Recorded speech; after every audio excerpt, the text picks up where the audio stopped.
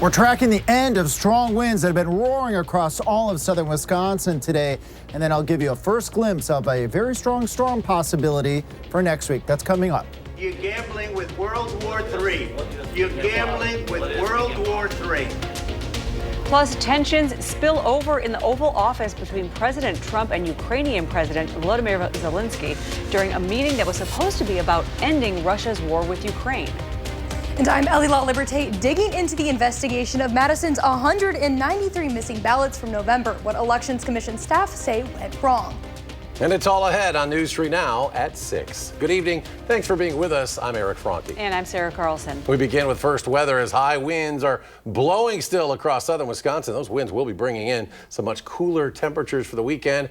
And Chief Meteorologist Alex Harrington joins us now with more. He's out on the weather patio braving those winds. Yeah, holding on. Again, we're a bit protected just up close here to the camera, but the further you go behind me and then back towards our tower, things are really roaring still across southern Wisconsin. But we will eventually see these winds ease up slowly. We're going to track them in a few minutes. But right now, let's take a look at some of the wind gusts we've had today. Look at Janesville to the south and east of Madison, a peak wind gust of 55 miles per hour. To put that into perspective, a severe thunderstorm wind gust is about 58 miles per hour on the minimum end. So these are very strong winds that we've experienced today, which prompted alert day conditions through right about now. We're going to see some improvement. Wind gusts are down to 35 miles per hour in Madison, still gusting to 40 in Janesville, and a little bit less, gusting to 26 miles per hour out to the west towards Vernon County. Right here in Madison on our first Warren weather cam, 37 degrees. As Eric was saying, temperatures are dropping. We were in the 50s. Northwest winds sustained at 18 are pulling in colder temperatures from the north and from the west. We've fallen now to 37 in Madison, 39 in Cross Plains in Dane County, already down to 33 up towards Black River Falls, and 35 in Camp Douglas, still hanging on to 43 in Janesville. As we plan our evening tonight, gusty winds will continue. I'll show those wind gusts slowly reducing in Maine weather, and our temperatures will be colder tonight too on these northwesterly breezes. And then we're going to talk about the Tuesday, Wednesday weather system that we've been discussing for a few days. We're keeping an eye on that track. I'll give you a first glimpse and how much water could we squeeze out of that weather system. All right, Alex, thank you. And stay up to date on the weather with our First Warren Forecast weather app.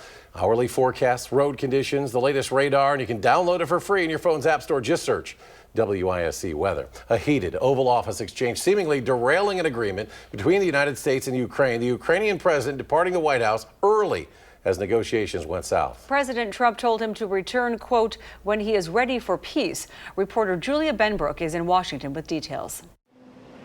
Ukrainian President Volodymyr Zelensky arrived at the White House Friday for high-stakes talks with President Donald Trump about the war in Ukraine. After sitting down in the Oval Office, an astonishing exchange. The two world leaders shouting at one another. Your country is in big trouble. Wait a minute. No. You've done a lot of talking. Your country is in big trouble. I know. You're not winning. You're not winning this. Part of today's goal was to sign an agreement that would give the U.S. access to Ukraine's rare earth minerals in exchange for what Ukraine hoped would be concrete security guarantees. You're not in a good position. You don't have the cards right now. With us, you start having cards. It's been 3 years now since Russia's full-scale invasion of Ukraine. And just a few weeks ago, U.S. leaders held talks with Russian leaders about a peace agreement. But Ukraine was not included in those talks. Well, if I didn't align myself with both of them, you'd never have a deal. You want me to say really terrible things about Putin and then say, hi, Vladimir, how are we doing on the deal? That doesn't work that way. Zelensky departed early with no deal and no press conference. Trump posting on social media that Zelensky had, quote, disrespected the United States and was not, quote, ready for peace. At the White House, I'm Julia Benbrook. After departing, the Ukrainian president posted to social media saying, quote, thank you, America. Thank you for your support and this visit.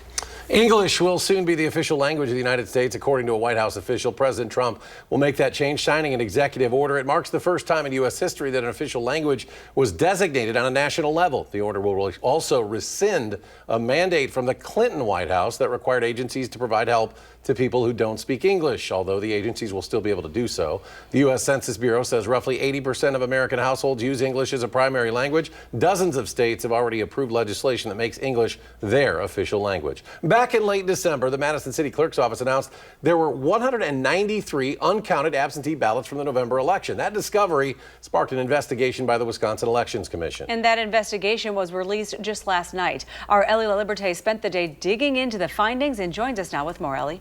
Sarah, commission staff released this 13-page memo for next week's WEC meeting. The 193 missing absentee ballots were found across 3 different wards. One set was found in a sealed courier bag in Ward 65 containing 67 ballots. One in Ward 68, which city says was missorted, and 2 sealed carrier envelopes were found in Ward 56 containing 125 ballots. The report also states that as of now, commission staff have a better idea of how this happened, but still have several questions, like how the absentee ballot carrier bags with the uncounted ballots went unnoticed, and where were those bags located at the polling place on Election Day. But the commission chair says there are 2 key takeaways from the report.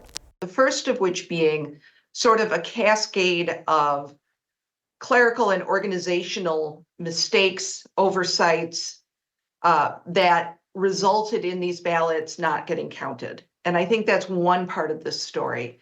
And the second part of this story is what happened when they were discovered and the fact that it wasn't brought to the attention of the WEC. The memo notes those organizational mistakes, saying, quote, "It seems as if the existing policies are extensive with respect to checking what was completed, but designed to check what was completed against what should have been completed." It seems to me in reading this report that that sort of level of responsibility we just didn't see from the city of Madison. I think we need to investigate perhaps a little more into that. The uncounted ballots from Ward 65 were found on November 12th, the day the Dane County certifies election results. The commission, however, wasn't notified until after the state certification. Madison City Clerk Mary Beth Witzel-Bell says an employee from her office notified the Dane County Clerk's office about the issue. However, Dane County Clerk Scott McDonnell says he has no knowledge about the missing ballots until it was reported in the media in mid-December. Now, I've reached out to the city for comment and was told that it would, quote, "be premature to speak publicly about the investigation until the commissioners meet on March 7th. And following the investigation, commissioners could decide to seek further information from the city clerk or could come to a decision. All right, thank you, Ellie. And we are now just 32 days out from the spring election, with which we'll see Wisconsin voters choose the next state Supreme Court justice. Whoever wins will hold that seat for the next 10 years. And while technically this is not a partisan race, both sides of the aisle have weighed in. News 3 Now will be sitting down with both of the candidates starting this week with Dane County Judge Susan Crawford. Crawford, generally considered to be the liberal candidate in the race. Our political reporter Will Keneally asked her about that dynamic during a one-on-one interview. Take a listen. As I'm out talking to voters, I make sure to tell them that, you know, if you ask me a question about how I'm going to decide this case or how I'm going to decide that case, I just won't answer that. I can't. And you can hear more from this interview on For the Record Sunday at 10:30 a.m. And then next Sunday, we will sit down with the other candidate in this race, former Republican Attorney General Brad Schimmel. Starting Monday, the Madison Metro buses will be going through Monona. The route will have several stops around that city, including at the Senior Center, library, and outdoor pool. Weekday service will run from 7 a.m. to 7 p.m. And according to city officials, the Metro will expand bus service and save the city money. Well, do you have a consumer complaint and would like to take some action? Then you want to tune in next Tuesday for News 3 Now's Call for Action Telethon. From 4 to 6:30, our Call for Action volunteers will be in the building taking your consumer complaints and taking action on your behalf live. Again, that's happening March 4th, 4 to 6:30. And as always, you can call for action every Tuesday, Wednesday, and Friday, 11 a.m. to 1 p.m. or submit a claim anytime at channel3000.com/call for action. Still ahead on News 3 Now at 6, some good news from the CDC about this brutal flu season. Plus, negotiations between UW Health and Anthem hit a snag, why UW Health is calling Anthem's current offer unfair.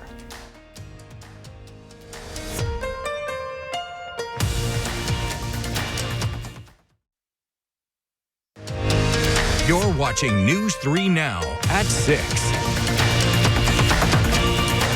Welcome back. Patients with Anthem Blue Cross Blue Shield insurance could soon lose coverage for treatment from UW Health. Now, UW Health's current agreement with the insurance company expires April 15th. UW Health has been meeting with Anthem to renegotiate that agreement, but the two have not reached a deal at this time.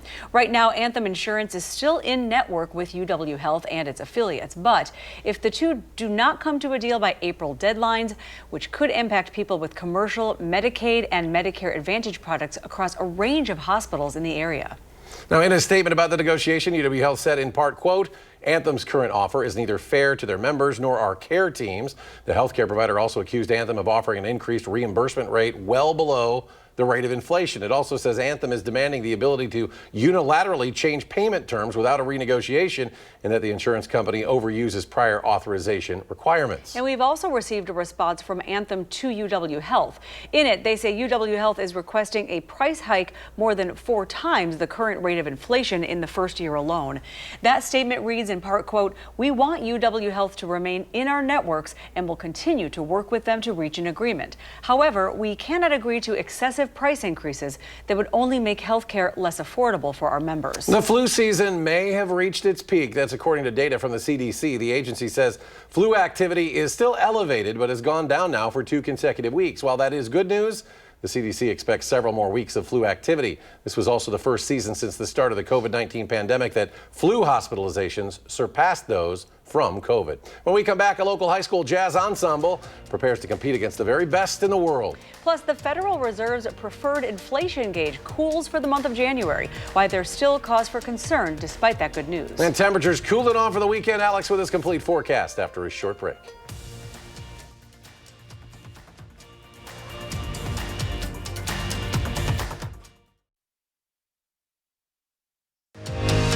You're watching News 3 Now at 6. The Federal Reserve's preferred inflation gauge cooled as expected last month, but the good news came with a potential red flag for the U.S. economy. Typically after the holidays, consumer spending suffers from a hangover in the new year. But newly released Commerce Department data shows consumers pulled back far more in January than economists expected. Spending fell 0.2% from December. Adjusting for inflation, spending sank 0.5%. Those are the biggest monthly drops since February of 2021. The cost of food, especially eggs, along with energy, pushed up prices for consumers and producers last month. As long as you can stabilize your costs and forecast what they're going to be, then you can kind of adjust everything else around it. But when all of a sudden, like the last few years, when it's just like, when you get these massive surges in costs, it's tough. Certain signals also indicated the economy is softening. GDP growth is slowing, business investment is sluggish, and consumers are growing pessimistic on fears that inflation will pick up. Well, consumers nationwide are being encouraged to put away their wallets today as part of a social media movement calling for an economic blackout. The grassroots organization, the People's Union USA, describes its campaign as an act of economic resistance, urging Americans to avoid all unnecessary spending for 24 hours, especially at major retailers. The group is pushing back against what it sees as the influence of billionaires and big corporations, while others are protesting companies that have scaled back on diversity, equity, and inclusion. The Sun Prairie High School Jazz Ensemble is heading to New York City to compete in the Essentially Ellington High School Jazz Band Competition Festival this summer. The competition honors the top 30 high school jazz bands from across the world. Leading up to the event, professional musicians will visit each of the schools for in-classroom workshops. During these, the acclaimed musicians will help set the students up for success, addressing their individual needs from a perspective similar to that of the judges who will oversee them. The competition takes place May 7th to the 11th. The final concert will be held at the Metropolitan Opera House. And the Atwood Music Hall is unveiling its schedule for its inaugural season. The live music venue in Madison set to open June 13th with a tribute to Clyde Stubblefield, benefit for WORT. The next day, Chris Farley's brother Kevin stops by to discuss his graphic novel celebrating Chris. A full lineup can be found on the Atwood Music Hall website and social media pages as well. Tickets go on sale for the first 4 shows tomorrow. Well, cooler temperatures are moving into southern Wisconsin, and these viewers want to know, hey Alex, how's the weather? Hey there, Douglas Elementary School in Watertown, and thank you very much for the Douglas Tigers t-shirt.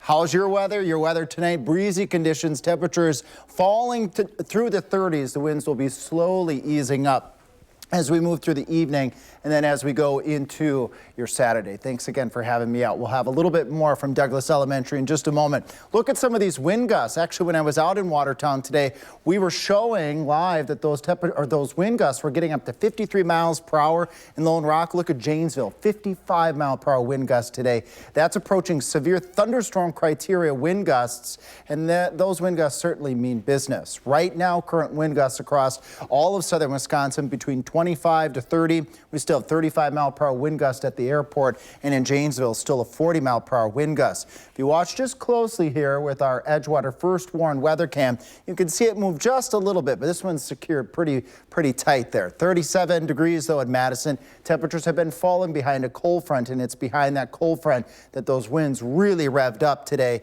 out of the northwest. Right now, 37. Temperatures will fall in Madison down to 30 by the time you join Buddy at 10 o'clock, and the winds will continue to ease up as we go through the night and then into Saturday. Let's track that together, folks. 30 mile per hour winds at 10 o'clock across southern Wisconsin. These are the gusts. That will be widespread across much of the area. As we go towards 6 o'clock in the morning, also notice the colors are becoming a little less ominous. Wind gusts 20 to 25 miles per hour. As we go through the day, the wind gusts ease up even more, 20 mile per hour wind gusts. By the time we get to the 10 o'clock newscast Saturday night with Blaze, the winds have eased up completely. It'll be a quiet, clear, and a cold night as we go into Saturday night. Near average temperatures this weekend, dry this weekend, but that changes big time as we go Tuesday into Wednesday. We've been watching a weather system for some time. I'm going to give you a track of that weather system, but before it, look at this weekend. 31, that's a little bit below normal on Saturday, but the winds are going to ease up. Calm winds on Sunday, sunny skies. That's going to be a nice day across the area. Tuesday and Wednesday, we're looking at heavy rain, maybe some thunderstorms, possibly wet snow and windy conditions as we watch this storm track closely. If it moves just right, we're going to be looking at rain changing over to snow. And here's one projection of how that looks. Tuesday morning, breaking out with rain, winds out of the south. Rain becomes heavy at times, mixing with and changing to snow as we go into Wednesday. This is that wet, heavy variety of snow. If this track verifies and if the cold air can make it into southern Wisconsin, just cold enough to get into the mid-30s behind that weather system, along with strong winds. But it'll be a brief period of wet snow on Wednesday. Overall amount of water, because we need the water, whether it's snow or whether it's rain, I'll show you why in a moment, could approach an inch to an inch and a half for parts of southern Wisconsin. So this will be a weather system that has a lot of water to wring out. And that's because we have moderate drought conditions now extending from Mineral Point to Madison up to Watertown and south and east, and also off towards the west with abnormally dry conditions across the rest of southern Wisconsin. So we could use that water from that weather system Tuesday going into Wednesday. And following that weather system, we dry out, seasonable temperatures. In fact, a warming trend by the end of the 10-day forecast. Now, the winds blew me out to Watertown today, to Douglas Elementary School. I had a chance to talk to their 5th grade class. We talked about what does a TV meteorologist do? How do we make our forecasts? And I even got to show them how we can control our weather computers from any location. Actually, we controlled them right from the Watertown Elementary School today. Of course, we got to see the famous pepper tornado experiment and how I match my frames to the forecast to help give visual hints to know what the weather is going to do just by the frames. Thank you so much again, Douglas Elementary School Tigers, for having me out to your school. It was a great time. And still to come in sports, Steven Crowell joined Rare Air this week, cementing himself in Wisconsin's Centennial Club. We've got more on the milestone next on News 3 Now.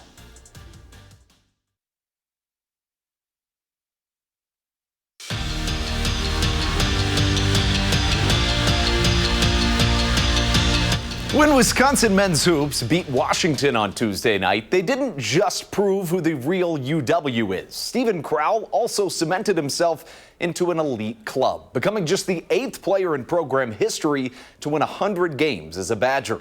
In his 5 years at Wisconsin, the Badgers have won nearly 70% of the games that Crowell has appeared in, and it's been a long road for the 7-footer, who Greg Gard says has gotten just a little bit better every day. He's just been a consummate team guy. I mean, he's very consistent in terms of his approach, in terms of his attitude. He comes in ready to work. He never gets too high, he never gets too low. He takes coaching, he takes hard coaching and responds to it. And he's just been very consistent, and he's continued to improve in small increments, and he anchors us in the paint. So just happy for him. He's played on a lot of good teams, and obviously you get 100 wins, you're doing a lot of things right, and he's been a big part of that. Well, those Badgers, they'll have a big test this weekend against Michigan State on CBS at 12:30 on Sunday, but you don't have to wait until then. Stick around right after this show ends for this week's Wisconsin Huddle. Kamari McGee is our guest. As for Mark Johnson, as he put it, a new season starts tonight for Wisconsin women's hockey, the postseason. It kicks off at LeBon in less than an hour with the first round of their conference tournament against Bemidji State. They just swept the Beavers this past weekend. In fact, this season, the Badgers are 4-0 against Bemidji State, outscoring them 23-1. Of course, on paper, it's an easy win, but Johnson says nothing comes easy this time of year and just wants his team to stay in the moment. If you're successful in this weekend, then you get the right to play another game. And so your mindset becomes, on these individual things that are being thrown at you. And can I stay in the present moment and prepare for what's coming at me? And so, the talk and the evaluation and things that we deal over the next couple of days is about what can we do to really come out Friday night and play at a high level. Postseason is here for all these teams. Already. Here we go. Thanks for joining us for News 3 Now at 6. We'll see you at 10 o'clock.